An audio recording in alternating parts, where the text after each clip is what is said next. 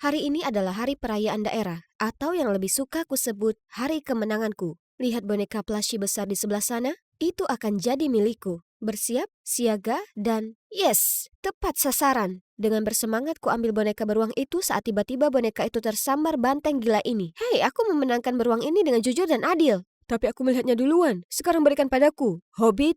Hobbit? Ku tarik beruang itu darinya, tapi akhirnya beruang itu robek jadi dua. Pacarnya menangis dan sekarang aku seperti kain merah baginya. Dia bergegas menuju arahku dan sebelum aku bahkan bisa berpikir lurus, tinjuku mengambil alih. Harus berapa kali ku beritahu padamu, Angie, cewek tak mengangkat tinjunya begitu saja dan membuat masalah seperti itu. Itu pertahanan diri. Dia akan memukulku, ibu. Aku muak. Ayah dan anak perempuan sama saja. Kenapa ibu bahkan mengungkitnya? Ayah meninggalkan kita bertahun-tahun yang lalu, jadi biarkan dia tetap jauh dari hidup kita. Bahkan memikirkannya membuat darahku mendidih. Aku berpaling ke arah jendela, menghindari tatapan yang kutahu sedang ibu berikan padaku. Saat kami sampai di rumah, kami mendapati pintu terbuka. Ada yang tak beres. Dengan cepat aku lari masuk ke dalam rumah dan melihat bayangan hitam berdiri di ruang tamu kami. Siapa kalian? Apa yang kalian lakukan di rumahku? Semua menyambut pemimpin baru kita. Lampu tiba-tiba menyala kembali dan kulihat mereka semua menunduk padaku. Angelina, aku sudah menantikan untuk bertemu denganmu. Aku Nick Mason, tangan kanan Tuan Bruno. Ayahku mengirim Anda ke sini? Mulai hari ini, kau akan menjadi pemimpin kami dari organisasi X, mewakili dirinya. Kau pasti sedang bercanda denganku. Selama bertahun-tahun dia tak memperdulikan apakah kami hidup atau mati, dan sekarang tiba-tiba dia ingin aku untuk mengambil alih? Dan lihat kalian semua, organisasi ini sepertinya tak ada bagus-bagusnya. Tolong jangan salah paham pada kami. Organisasi X dibentuk oleh ayahmu untuk membantu warga lokal dan berjuang untuk keadilan. Tapi keadaan berubah menjadi buruk, jadi aku khawatir dia akan dipenjara untuk sementara waktu. Dia ada di penjara? Oh, kepalaku. Berjuang untuk keadilan? Jadi kenapa dia ada di penjara sekarang? Ayahmu mengutamakan keselamatan penduduk lokal di pelabuhan. Karenanya, dia jatuh dalam perangkap musuh. Kau akan paham jika menerima keinginannya dan menjadi pemimpin kami. Walaupun aku tak suka mengakuinya, aku merindukan ayah. Ayah pernah janji akan bolos kerja dan jalan-jalan denganku di hari ulang tahunku. Tapi kemudian ia menghilang begitu saja tanpa sepatah kata pun. Dan diam selama 6 tahun, hingga saat ini. Sayang, aku punya sesuatu untukmu. Ibu memberiku surat-surat lama dan boneka beruang plushie yang kuminta dibelikan ayah. Ibu menyembunyikannya dariku selama ini, karena dia marah pada ayahku karena selalu mempertaruhkan nyawanya untuk hal-hal yang bukan urusannya. Ternyata ayah masih peduli padaku, bahkan tanpa sepengetahuanku. Ibu, aku sudah ambil keputusan. Kuharap ibu mendukungku. Jadi, aku dan ibuku melakukan perjalanan panjang ke pelabuhan kota di mana organisasi ayahku beroperasi secara rahasia. Kami berjalan masuk ke pasar, kemudian berhenti di sebuah toko ikan yang besar. Bagaimana bisa suatu organisasi punya markas rahasia mereka di tempat yang sangat ramai? Tempat yang paling berbahaya adalah yang paling aman. Ingat itu. Aku ingat ayahku juga dulu mengatakan ini padaku saat aku masih kecil. Ini pasti ide gilanya. Nick menuntunku ke sebuah ruangan di belakang toko dan memperkenalkan markas organisasi ini. Jadi ini tempat ayahku biasa bekerja dan dia masih menyimpan topi tua yang sama setelah sekian tahun lamanya? Ayo mulai bekerja. Akhir-akhir ini banyak terjadi pencurian di kota. Tiap malam, para pencuri masuk ke toko dan mencuri apa saja yang mereka bisa. Orang-orang kini panik, jadi kita harus mengatasi masalah ini secepatnya. Bukankah ini tanggung jawab polisi? Jika mereka mampu, kita tidak perlu terlibat. Itulah kenapa ayahmu mempertahankan organisasi ini. Sekarang kau harus menetap sementara. Aku telah mengatur akomodasimu dan mendaftarkanmu ke sekolah lokal. Ingat, identitasmu sangat rahasia. Selama beberapa hari ke depan, di jam 5 setiap pagi, Pamanik membangunkanku membawaku ke pelabuhan dan cerita lebih banyak tentang pencuri. Tapi dia malah ikut lelang ikan sepanjang pagi, bukannya melakukan hal penting. Jadi aku pergi ke tempat lain dan pura-pura bicara dengan para pedagang ikan mengenai perampokan di kota. Di saat itu, ada laki-laki memakai topi yang menutupi wajahnya menabrakku. Hai Bung, gelang yang bagus, tapi sudah pernah diajari minta maaf? Hei, santai saja, kau membuat keributan. Oke, mungkin aku sebaiknya bersikap seperti anak sekolah pada umumnya di sini. Harus bangun sangat pagi untuk pergi ke pelabuhan juga membuatku terlalu lelah untuk belajar apapun. Suatu pagi aku tertidur di tempatku yang biasa saat ada kegaduhan yang membangunkanku. Sekelompok gangster mengganggu seorang anak laki-laki. Bung, aku berusaha tidur di sini.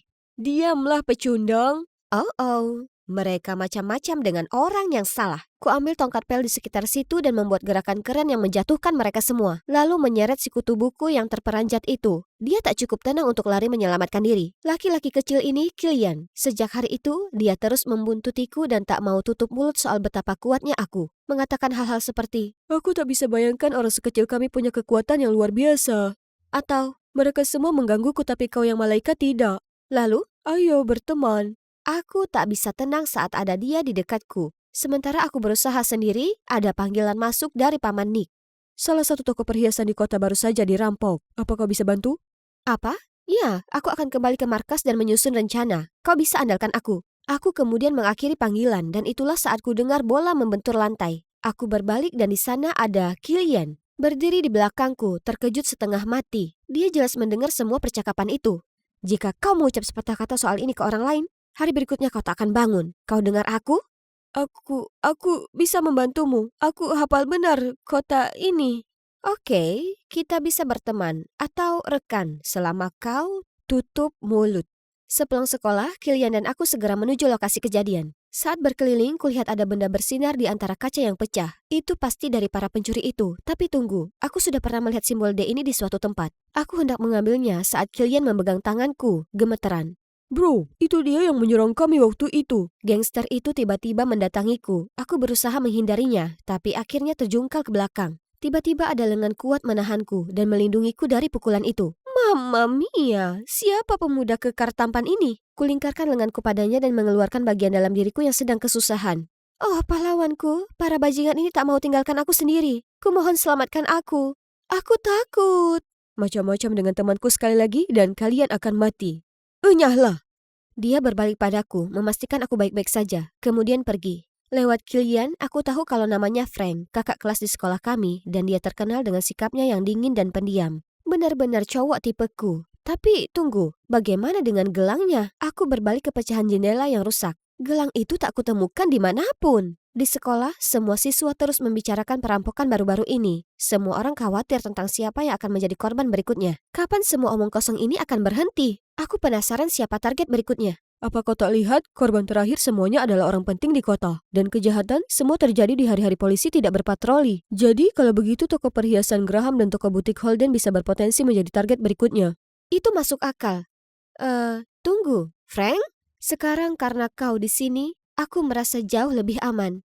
Itu kemungkinan Holden karena Graham sudah menambah sistem pengamanan baru di tokonya. Tolong berhentilah memilih rambutmu seperti itu. Observasi yang bagus. Polisi tak berpatroli ke pelabuhan malam ini, jadi mungkin mereka akan bergerak. Jadi tetaplah diam di dalam. Oke, manis? Oh, tapi si manis ini masih akan memantau toko Holden dan menangkap basah pencuri itu malam ini. 1 jam sudah berlalu, tapi tak ada yang terjadi. Tepat di saat itu, Nick menerima panggilan telepon bahwa toko Graham baru saja dirampok. Para perampok merusak sistem keamanan dan semuanya sudah diambil. Nick membentakku karena bertindak impulsif tanpa ada bukti yang jelas. Tapi ini terasa sangat mencurigakan. Toko Holden jauh lebih rentan, seolah mereka tahu kami sedang menunggu untuk menyergap mereka di sini. Beberapa hari kemudian saat aku sedang berpatroli di sekitar jalanan perbelanjaan, Kilian memberitahuku bahwa ada pria bertopeng mencurigakan yang menyelinap di sekitar toko Mutiara. Aku segera berlari ke sana, tepat saat dia merusak kunci. Dalam sekejap mata, ku tendang dia, menjatuhkannya ke tanah. Angelina, ya ampun, apa kau tak apa? Aku mendongak ke atas melihat Frank berlari ke arahku. Si pencuri langsung bangkit, membuatku terjatuh ke belakang, lalu langsung kabur dari lokasi. Tangkap pencuri itu, cepat! Frank dan Kilian melesat melewatiku dan mengikuti pria itu. Aku menunggu mereka di pelabuhan, tapi hanya Kilian yang kembali. Maaf Angelina, tapi aku harus katakan ini. Ada yang mencurigakan soal Frank. Kurasa dia berada di pihak pencuri. Oh, ayolah. Apa kau cemburu padanya? Bagaimana aku tahu bukan kau mata-mata mereka? Apa maksudmu? Kau sudah bertingkah mencurigakan sejak awal. Kau tak mau meninggalkan aku sedetik pun. Dan ingat bagaimana kau dengar percakapanku dengan Nick? Dan bagaimana dengan waktu kau membuatku yakin kalau Holden Shop adalah target berikutnya? Dan sekarang kau menyalahkan Frank? Kau sangat terikat dengan si brengsek itu. Kulihat dia dengan sengaja biarkan pencuri itu pergi. Saat aku hampir menyusulnya, Frank tiba-tiba berhenti yang membuatku menabraknya. Lalu pencuri itu lolos. Itu tak mungkin. Dia selalu ada untuk membantuku. Akulah yang selalu mendukungmu. Tapi kau hanya melihat penipu itu sebagai pahlawanmu. Lupakan saja. Tunggu, Aku tak tahu siapa yang bisa dipercaya. Ini semua sangat membingungkan. Tepat di saat itu, aku mendapat pesan dari Frank memintaku untuk pergi ke tempat camping meteor ini karena dia punya hal penting untuk dikatakan padaku. Oke, ini saatnya untuk mendatanginya dan mendapatkan kebenarannya. Aku bergegas ke sana secepat mungkin hanya untuk mendapati tak seorang pun. Aku melihat sekeliling dan memperhatikan ada tenda menyala yang mencurigakan. Tutup tenda tiba-tiba terbuka dan ada bayangan yang melesat ke arahku. Hei, tenanglah, ini aku.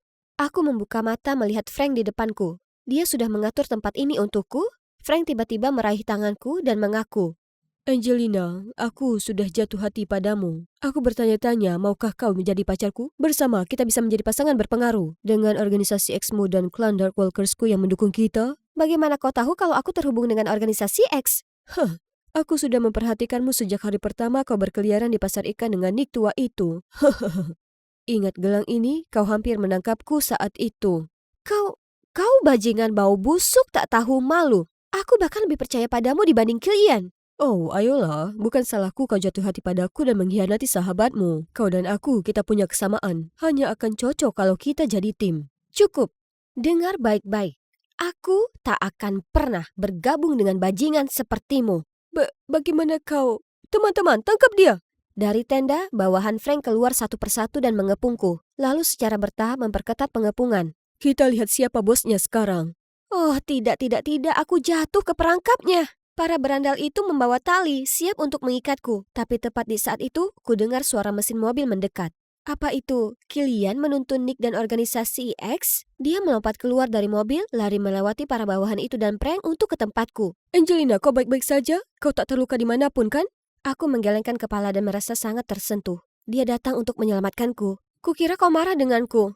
Memang, sedikit. Tapi aku tak bisa biarkan kau sendiri. Jadi aku pergi ke Paman Nick. Di balik kalian, Paman Nick dan tim telah meringkus semua perampok dan pemimpin mereka, Frank. Sekarang mereka akan katakan semua rahasia kotor mereka di depan hukum.